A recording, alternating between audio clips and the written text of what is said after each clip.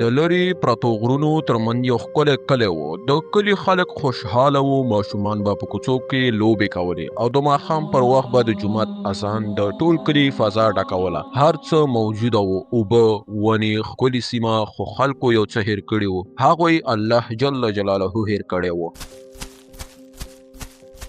مورې، نن مې د کلي ماشومانو سره لوبه کوله، ډېر خوند یې کوه. زویه خوشحاله اوسې، خو له لیکو ماشومانو سره لوبې کوه او هېڅکله لمونځ مه پرېږده. هو مورې، زه تل لمونځ کوم، خو کله کله فکر کوم ولې ځینې خلک لمونځ پرېږدي. زویه شیطان دې دوکه کړی دی، خو ته دې خپله نیکه لاره پوره ساته. خو ورو ورو هر څه بدل شو. د کلي خلک په بدو کارونو اخته شول. دروغ، ظلم، غلا او د غریبانو حق خوړل زیات شول. حتی ځینو خلکو لمونځ هم پرېښود. یوازې یو څو کسان پاتې وو چې الله یې یادوه. حمید او مور یې هم له هغو څخه وو چې الله یې یادوه. حاجي صاحب، دا ځمکه د یتیم ماشومانو ده، ولې یې اخلي؟ ته کوچنی هلکې، زما سره داسې خبرې کوي. ته خپل کار ته وګوره، زه څه کوم، زه پرې پوهېږم. خو حاجي صاحب، الله هر څه ویني. الله؟ چېرته دی الله؟ که ویني نو ولې اجازه راکوي؟ حمیده، ته لا هم د الله خبرې کوي. دا زمانه بدله شوې ده، د دې خبرو څه معنا نشته. راشه ته هم زموږ سره یو ځای شه. رحمان صاحب، زه د دې کارونو نه یم. زه ویرېږم چې یوه ورځ الله موږ ته عذاب راولي. عذاب؟ چېرته عذاب؟ موږ ښه ژوند کوو، ته ویرېدونکی یې. ای خلکو، یو خبره مې واورئ. موږ ګناهونو ته ور روان یو. دروغ، ظلم، غلا، شراب، دا کارونه موږ تباه کوي. موږ الله هیر کړی دی. توبه وکړئ مخکې له دې چې ناوخته شي. وګورئ ګولا حمید راغی، زموږ نصیحت کوونکی. حمیده، ته لا کوچنی یې، کله چې لوی شوې بیا به خبرې کوو. حمیده، خپل کار ته دې وګوره، موږ ته نصیحت مه کوه، موږ لویان یو، موږ پوهېږو. خدایه، ما له خلکو بې پروا کړي. زویه تا خپله دنده سر ته ورسوله، که خلک ونه منله تا باندې ګناه نشته، الله تعالی ستا اجر درکوي. مورې، زه ویرېږم زموږ کلی ویجاړ نه شي. ویره مه کوه، الله تعالی رحیم دی. هغه بنده خوښوي چې نورو ته نصیحت کوي. ته ارامه شه. هماغه شپه یو عجیب بوډا کلي ته راغی. نه یې څوک پیژانده، نه یې څوک بللی و. هغه د کلي په منځ کې ودرېد او په اوچت غږ یې وغږېد. ای د دې کلي خلکو، ما تاسو ته خبرتیا راوړې ده. دا څوک دی؟ بل نصیحت کوونکی راغی لکه د حمید په شان. تاسو ګناهونو کې ډوب شوي یاست. ظلم، دروغ، غلا، شراب، دیوالي او ان لمونځ مو پرېښی دی. د یتیمانو حق مو خوړلی دی. الله تاسو ته مهلت درکوي، خو که توبه ونه کړئ دا کلی به خاموشه شي، ټول خلک به ورک شي. دا بوډا نصیحت کوونکی څه وایي؟ خاموش شئ، ټول خلک به ورک شي. بوډا صاحب، ته ستړی شوی یې، راشه یو ګیلاس شراب درکړم، آرام به شي. زه شراب نه څښم، ما تاسو خبر کړي. تاسو خندا کوئ، سبا به تاسو ژاړئ. موږ ته دروغ مه وایه، زموږ کلی ښه دی، موږ څه بد کړي دي. ما خبرداری درکړ، که تاسو بدل نه شئ دا کلی به خاموشه شي. سبا سهار به تاسو دلته نه یاست. بابا، یو شی به تاسو رښتیا وایئ. ته پاک زړه لري، ته د دې کلي یوازینی رڼا یې. خپل ایمان وساته، سبا به ټول پوه شي. خو موږ څه وکړو؟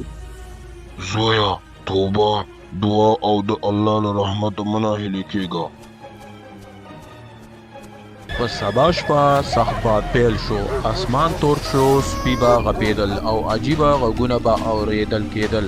حمید ویرېدلی و. هغه خپلې مور ته وویل، مورې، نن شپه عجیبه ده، ما هیڅکله داسې باد نه دی لیدلی. زویه قرآن ولوله او ویده شه، له الله تعالی نه مرسته وغواړه. ښه مورې، هغه بوډا چې راغلی و هغه وویل چې سبا به ټول ورک شي. زه ویرېږم. زویه که الله تعالی وغواړي هغه څه کوي، خو موږ خپله دنده کړې ده. موږ نصیحت وکړو، لمونځ مو وکړو، دوام وکړل، نو الله تعالی پوهېږي. مور جانې، بهر څه تېرېږي؟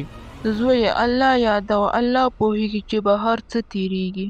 سهار چې حمید سترګې خلاصې کړې هر څه خاموش وو، نه د چرګانو غږ، نه د ماشومانو شور، نه د جومات اذان. حمید له کوره بهر ووت. نه خلک چیرته لاړ؟ حاجي صاحب، رحمان صاحب، کمال، امینه، علي چیرته دي دیو؟ خدایا دا څه وشول؟ ټول خلک چیرته لاړ؟ زما مورې ته دلته یې؟ ټول خلک ورک شوي، یوازې موږ پاتې یو.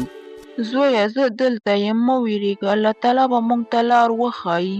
مورې ولې موږ پاتې شو او نور ولې لاړ؟ زویه هغوی د خپلو ګناهونو له کبله ورک شول. الله تعالی هغوی ته ډېر فرصت ورکړلو خو هغوی توبه ونه کړله. موږ پاتې شو ځکه چې موږ هیڅکله الله تعالی هیر کړی نه دی. بابا تاسې راغلي یئ، موږ ته ووایاست خلک چیرته لاړل؟ آیا هغوی بیرته راځي؟ زویا ما خبرداری ورکړی وه کله چې انسانان ظلم او ګناه زیاته کړي رحمت ترې لرې شي هغوی د خپلو لاسونو کړنو له کبله ورک شول. بابا صاحبه آیا هغوی به بیرته راشي؟ یوازې هغه څوک ژغورل کېږي چې زړه یې پاک وي. هغوی چې توبه وکړي الله یې رحم پرې کوي، خو هغه چې انکار کوي د دوی حالت یوازې الله ته معلوم دی. بابا موږ څه وکړو؟ آیا کومه لاره شته؟ هو ډېر ښه، جومات ته لاړ شه، قرآن ولوله، له الله نه بخښنه وغواړه، دعا وکړه او د دې کلي خلکو لپاره دعا وکړه، شاید الله یې بیرته راولي. آیا تاسو زموږ سره یاست؟ زه یوازې یو خبرتیا کوونکی وم، خپله دنده مې سرته ورسوله، اوس تاسو دنده ده چې ایمان وساتئ. حمید جومات ته لاړ. هغه یوازینی ځای و چې رڼا پکې وه. حمید قرآن خلاص کړ او لوستل یې پیل کړ. مور یې لاسونه پورته کړل. ربنا لا تزغ قلوبنا بعد إذ هديتنا. زموږ رب زموږ زړونه مه راوړه وروسته له دې چې تا موږ ته هدایت وکړه. خدایه زموږ کلی بیرته آباد کړي، زموږ خلک بیرته راولي. هغوی توبه وکړه، زه یقین لرم هغوی بد دي خو بې رحمه نه دي. ته رحیم یې، رحم وکړه. خدایه زما مور ناروغه ده، زه کمزوری یم خو ته پیاوړی یې، موږ ته مرسته وکړه، خپل رحمت راته وښایه.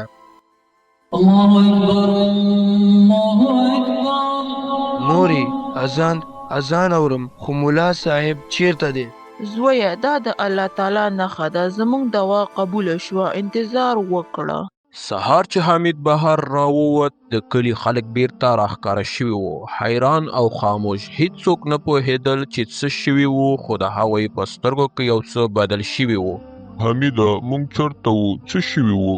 حاجي صاحب تاسو ورک شوي وئ، الله موږ ته فرصت راکړ، توبه وکړئ. حمیده ما ډېره غلطي کړې وه، زه توبه کوم.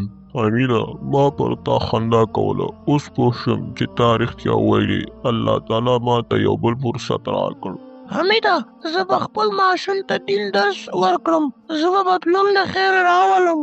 خلکو دا د الله رحمت دی، موږ ته یو بل فرصت راکړل شوی. راځئ چې لمونځونه وکړو، د یتیمانانو حق ورکړو، دروغ پرېږدو، له ظلمه لاس واخلو، راځئ چې الله ته راوګرځو. د هغې ورځې وروسته د کلي خلک بدل شول. جوماتونه بیا آباد شول، خلکو ظلم پرېښود، د یتیمانو حق یې ورکړ، دروغ یې پرېښودل او جوماتونه یې د رڼا مرکز وګرځاوه. حمید د کلي تر ټولو محترم هلک شو، خو هغه هیڅکله ویاړ نه کوه. هغه به تل ویل دا د الله رحمت دی، زما نه. ماشومانو زه چې کله کوچنی وم ما فکر کوه چې زما کلی به هیڅکله نه بدلیږي، خو الله وغوښتل او هر څه بدل شول. هیڅکله د نیکۍ لاره مه پرېږدئ، هیڅکله له الله نه ناامیده کېږئ مه، او خپلو مشرانو ته درناوی وکړئ. او هغه مرموز بوډا هیڅوک نه پوهېدل چې هغه څوک و. ځینو ویل هغه صدیق و، ځینو خو هغه یو نیک بنده و، خو حمید به ویل هغه د الله رحمت و چې موږ یې خبرداری راکړ.